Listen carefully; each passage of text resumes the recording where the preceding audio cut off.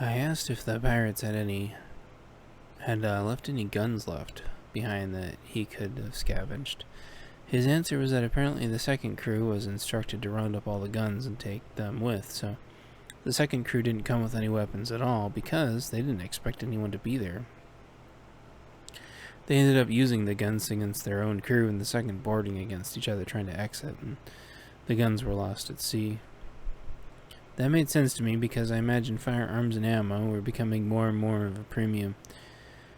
Thoughts being why waste them, especially if your boarding parties were going to go nuts anyway. Probably only left the officer with the gun, but the officers died at sea, then disappeared. Right around then, I felt something bump against my leg. There was a cat twirling around my leg. I let my arm hang down, which made the cat happy. It reminded Eyes that he was supposed to feed the cat, so we did. That made the cat happy, and the cat started eating. Eyes came back and remembered that he forgot to tell me that there was more to the story, so with the cat fed, he continued. So I checked the bodies all at night, and there was no way the pirates from their island could see. There wasn't anything worth saving, so they all got a sea burial. My shipmates got a special little ceremony that I came up with to honor them. I had hoped that I did them proud by at least being able to save the ship. I bleached the heck out of the ship to try to make her pretty again so I could look through the cameras without seeing the horror. It was still hard to look at it without seeing it, but at least the healing process could start. I nodded and he continued. As soon as the ship drifted into a spot that I thought was good and neutral for me to see in all directions, I decided to drop the anchor. I dropped the anchor on the starboard side since we were facing south, since the tide would pull us east and inland. We've been anchored here ever since, slowly getting pulled to the shore by the waves. Eventually the pirates got suspicious that the boat strangely cleaned and anchored itself, and then they came on board again. This wasn't the normal kill and die rhetoric this time, but it was definitely pirates. They were scouts like what we saw earlier, but sneaky, like they thought they didn't want to disturb the ship or something. That made me snicker a bit, and he rolled his eyes. We both chuckled more. Eyes then continued with the story as we ate our cereal and watched the monitors. I juiced them up with a moderate dosage of the fear engine when they got on board. It wasn't enough to drive them insane, but enough to where they wouldn't want to play anymore. I wonder if the cleanliness and the sterility in the place where there had been so much brutality had some kind of weird inverse effect. Either way, they got off quick.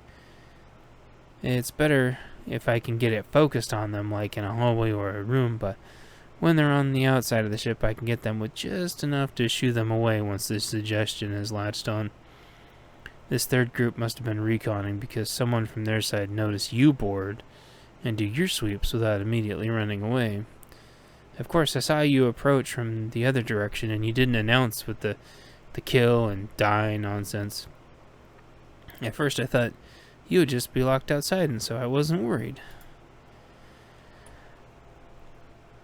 I kept munching as he spoke, and we checked the cameras and took a swig of water. Still nobody coming, thankfully, although it felt like it would be soon.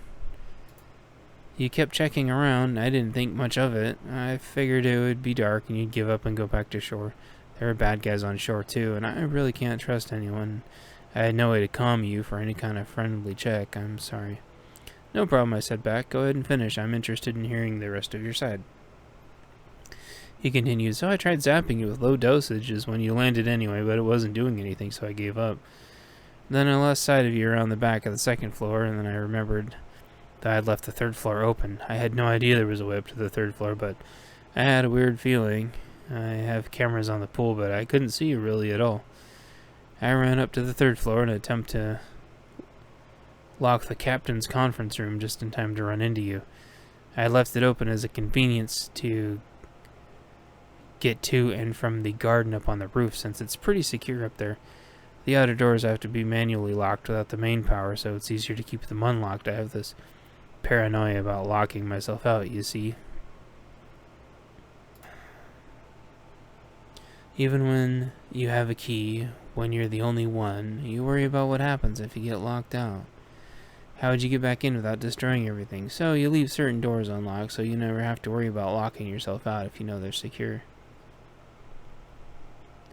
Yeah, believe me, I know exactly what you mean, I responded. Eyes continued.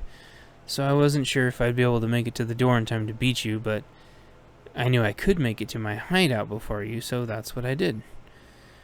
Then I waited in here with my cat and tried to zap you with the fear machine a few times, but honestly it wasn't doing much. I wanted to conserve most of the power for when you were asleep. When you finally went to sleep, I hit you with all the remaining juice, and, well, it didn't really do much. What gives? He asked. I chuckled, then responded, Yeah, me and nightmares go way back. I learned how to control my nightmares and fear a long time ago. I saw some pretty upsetting things in that massive night terror, but honestly it wasn't anything I couldn't deal with. Still, it wasn't how I normally would have liked to handle things. In hindsight, what strikes me as odd is that the kid in my dream had an aura of horrible danger following him, but posed no actual threat. Eyes blinked at me a few times and responded, Yeah, that's what it does. It's just arbitrarily assigns fear and terror to things. Normally, you would have helped the child, but it gave off the opposite responses. So you reacted completely the natural way. Don't worry about it. So after that, when I saw those measures didn't work, I bumped over to some other methods. Oh, you mean the radio and the alarm? I asked. Yes, Eyes responded, then continued. We have some tricks we can do with equipment all over the ship that can work in tandem with our prototype fear engine to give people the spooky ship effect. So I messed with your radio and hit the alarm and locked the door. That would have separated you from most of your gear and put you at some sort of disadvantage, but the cat promptly opened the door and let you back in. Yes, the cat, I responded. What was the cat doing out anyway? Eyes responded, after us, both glancing at the cameras again and taking swigs of water. Well, you see, you didn't lock the door upstairs up on the 3rd floor, and I wanted to go lock it. Then the cat, well, I guess the cat wanted to go re-sniff everything and patrol. I knew I couldn't corner or catch the cat in time, and especially without causing tons of noise. So I went and locked the door up on 3rd while you were still sleeping and came right back in here. Ended up seeing on my cameras that the cat was on the other side of the ship, which was well away from the local effects of the machine. So I turned on the machine.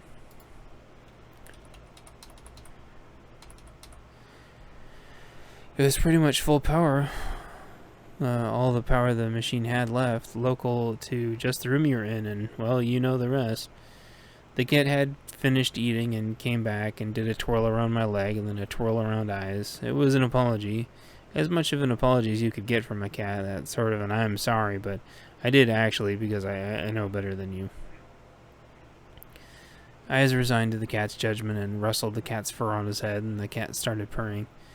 I guess that was about as much of an apology as anyone was going to get. Cats sure are awesome like that. I was sure he was thinking about it, but I wanted to apologize first anyway. We ended up trying to talk at the same time. I insisted on going first, and he relented. So I began. I'm sorry for accidentally bringing the pirates here. I had no intel that there were pirates operating in the area. Had I known, we would have set up staged operations to wipe the pirates out. Eyes began to respond that it was okay, and that they would have eventually come back anyway. The engine would have likely not been able to recharge enough. The gears were also turning in his head as to this we business, as I saw some facial expressions go off when I said that. They probably would have found me out and busted in here. I couldn't keep them scared off forever. I'm sure they were close to figuring it out.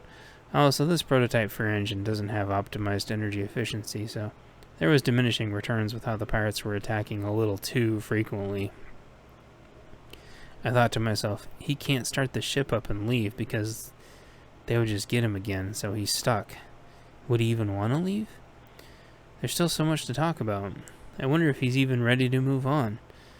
I'd like to try to find him a place to go where he can be happy and not have to constantly be in fear from pirates anymore.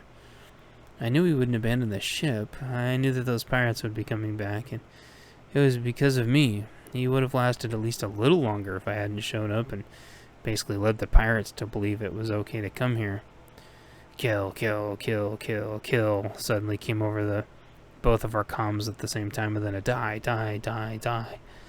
Then about 10 more variations. At this point, I lost track and stopped trying to see if there was any information to glean from their attempts at intimidation and hyping.